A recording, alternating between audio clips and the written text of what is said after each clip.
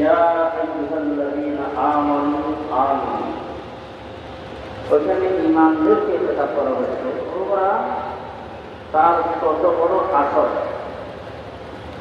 তার কত বড় প্রভাব আমলের উপরে প্রভাবিত করবে মানুষের অন্তর। হযরত মাওলানা রশিদ আহমদ গঙ্গুহি রহমতুল্লাহ আলাইহি, হযরত মাওলানা আশরাফ আলী থানভী রহমতুল্লাহ আলাইহি, হযরত মাওলানা আসিফ নানভী রহমতুল্লাহ আলাইহি, ইনারা উলুমের পাহাড় ছিলেন।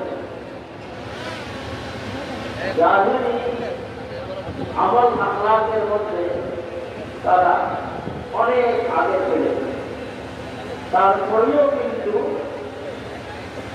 হাজী ইনজামুল্লাহ মুহাজির মক্কি রহমতুল্লাহ আলাইহির কাছে গিয়ে এত বড় দিবার